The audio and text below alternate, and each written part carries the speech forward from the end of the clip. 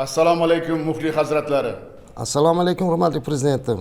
Siz bilan butun musulmon ummati uchun mehr oqibat, saxovat va hamjihatlik ayyomi bo'lgan muborak Qurbon hayiti arafasida muloqot qilyapmiz. Yana davoshingizni eshitgandan xursandman. Rahmat. Siz orqali muqaddas Makka shahridagi haj amallarini ado etayotgan barcha hojilarimizni ushbu qutlug' bayram bilan chin qalbimdan samimiy tabriklayman.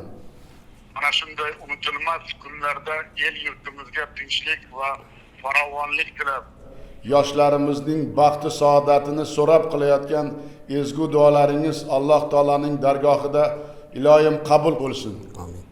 Hurmatli shayx hazratlari, xabaringiz bor, yangi O'zbekistonda har yili 15,000 nafardan ziyod vatandoshimiz muborak haj safariga bormoqda.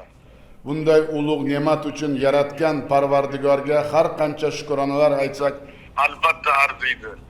O'zingiz bosh qosh bo'lib Makka va Madina shaharlarida katta tashkiliy ishlarni amalga oshiryapsiz, ko'rib juda xursand bo'lib turibman. Albatta alohida aytish kerak, podshohlik rahbariyati ko'magida ziyoratchilarimiz uchun barcha zarur sharoitlar ham yaratilmoqda.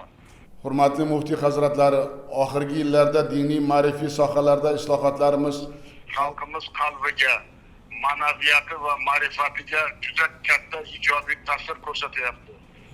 Imom Buxoriy majmuasi, Islom sivilizatsiyasi markazi, Marg'iloniy majmuasini foydalanishga topshirdik.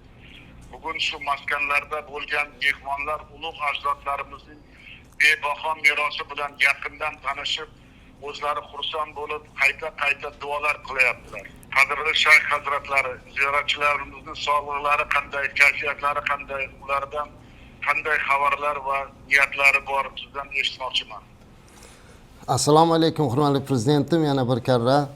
Avvalo yurtimiz hojilarini samimiy salom va ezgu tilaklarini yetkazishga ijozat bergaysiz.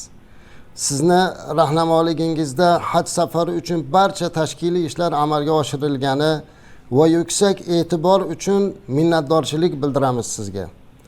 Shunday ehtiromdan ruhlangan ziyoratchilarimiz muborak manzillarda sizni haqqingizga juda ko'p duolar qilishyapti. Qolaversa, yurtimiz rivoji, xalqimiz farovonligi, yoshlarimiz ilmi ma'rifati uchun iltijolar qilmoqdalar. Alloh taologa shukrki, bu yilgi haj mavsumi juda yuqori kayfiyat va yuksak saviyada o'tyapti. Makka, Madinadagi sharoitlar barchaga manzur bo'lyapti.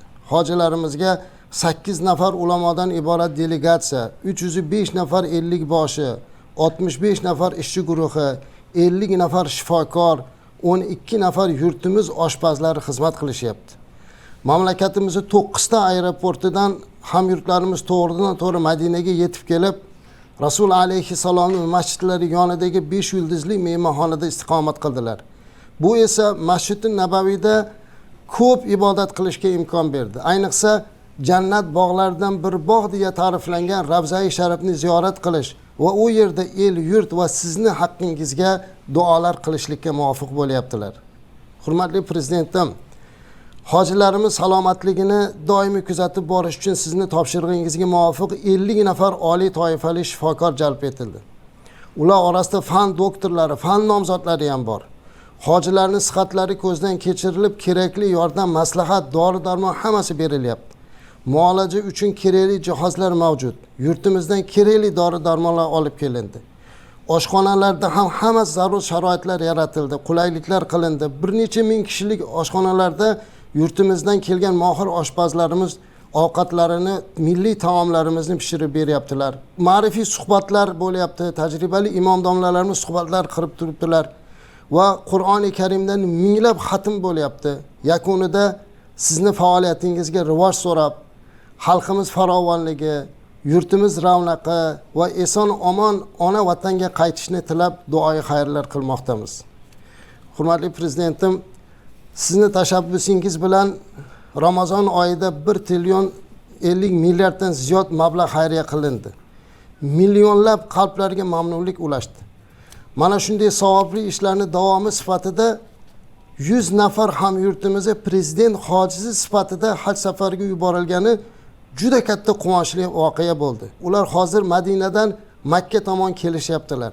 Hammalari xursand, ko'zlarida xursandchilik yoshi, qalblari bilan sizni haqqingizda duoda bo'lyaptilar. Hurmatli prezidentim, o'zi bu yil biz uchun tarixga yozib qo'yadigan, oltin zar harflar bilan yozadigan voqealar bo'ldi. Jumladan Islom sivilizatsiya markazi Imom Buxoriy majmuasini siz butun musulmon ummatiga tuhfa qilib berishligingiz bu albatta katta marhamat bo'ldi. Arabistondagi ulamolar bilan ko'rishganimizda hammalari borib ziyorat qilish ishtiyoqini bildiryaptilar. Yaqinda Turkiston shahrida muhtasham jami masjid Qozog'istonda sizni sa'y harakatingiz bilan bunyod etilib, qardosh qozoq xalqiga tuhfa etilgani ham chinakam birodarlik namunasi bo'ldi. Shu voqeadan so'ng Qozog'iston muftiysi menga qo'ng'iroq qilib, o'sha shahar aholisi juda mamnun bo'lganligini, ko'p duolar qilayotganini, savobi to'xtamaydigan solih amal bo'lganligini to'lqinlanib gapirib berdi.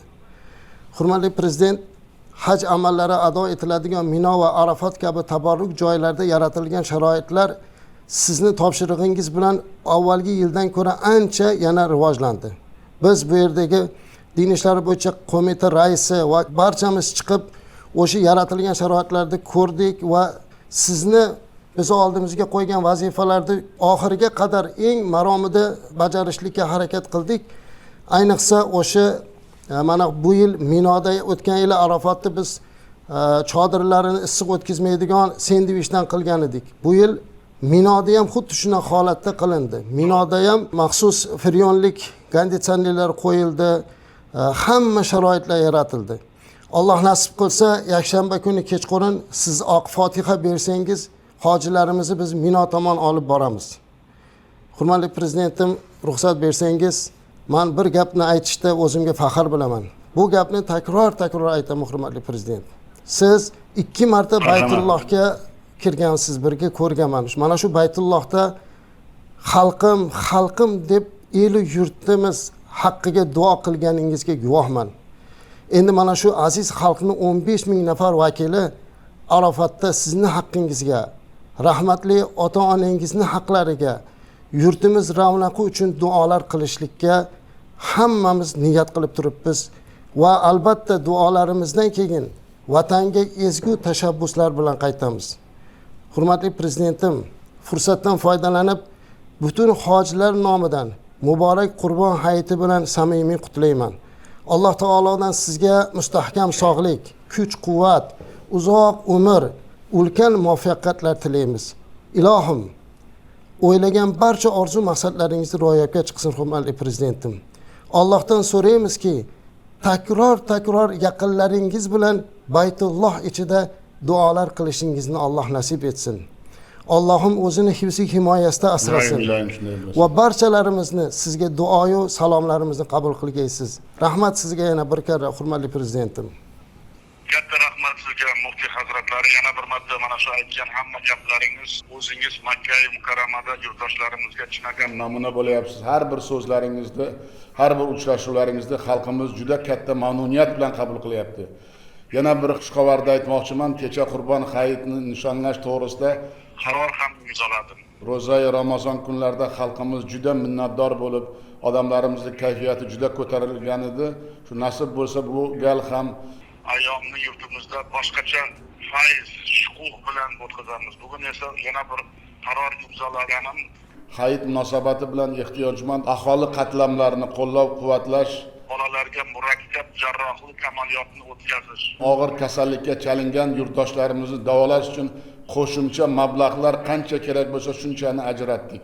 Masjid va qabristonlarni obod qilishga ham alohida resurslarni yo'naltirish ko'zda tutildi. Endi u doimiy tizimli bo'ladi. Duogo'y hojilarimiz yurtimizga eson omon qaytib, islom ma'rifati va sog'lom e'tiqod xalqimizga, barcha o'g'il qizlarimizga albatta teran yetkaziladi deb ishonaman va mana shunday katta duolarini ko'rib xalqimiz mana juda xursand bo'lyapman. Aytganingizdek mana shu 100 ta prezident hojilari ham xalqimizda obro'li hamma sohani egalari borganlari, baribir mehnat, adolatli mehnat, xalqqa bo'lgan muhabbat hech qachon esdan chiqmasligi yangi O'zbekistonda zamini. Shuning uchun ularga ham, butun ziyoratchilarga, butun hojilarga yana bir marta meni nomimdan alangali salom, tinchlik, omonlik va so'zimning oxirida Alloh taoladan savobli amallaringizni o'z dargohida qabul qilishni, barchangizni sog' omon qaytishingizni so'rab qolaman. Katta rahmat sizga. Rahmat sizga hurmatli prezidentim. Alloh taolo bu qilayotgan xayrli ishlaringizga ajr mukofotini bersin. Mana Qurbon hayitida yana minglab xonadonlarga xursandchilik kirishini eshitib ko'zim yoshlandi. Alloh taolo bu qilayotgan xayrli ishlarni bardavom qilsin. Ilohim yurtimiz tinch, vatanimiz obod. Alloh taolo sizga kuch-quvvat, uzoq umr bersin. Ko'p yillar mana shu xalqimiz ustida rahnamo bo'lib, mana shunday yaxshi xalqni xursand qiladigan ishlarni qilishlikda Allohim o'zi nusrat bersin. Inshaalloh Arafat tog'ida 15 ming hoji ko'targan 30 ming qo'llarimiz sizni haqqingizda, yurtimiz haqqida, vatanimiz haqqida inshaalloh fayzli duolar bo'ladi. Sizga ham katta rahmat hurmatli prezidentim. Yana bir marta butun hojilarga duolarda xalqimizni tinchligi, yurtimizni obodligi, yurtimizga ko'z tegmasligi uchun Yangi O'zbekistonda qilgan hamma amallarimiz iloyim xalqimizning manfaatiga xizmat qilishga duolar qilishini juda iltijo qilib prezident so'radi deb ayting. Rahmat sizga. Katta rahmat. Xo'p bo'ladi prezidentim. Sog' bo'ling, ko'rishgancha omon bo'ling. Kutib qolamiz eson omon kelishlaringizni hammalaringizni. Allohga omonat. Rahmat. Sog' omon bo'ling.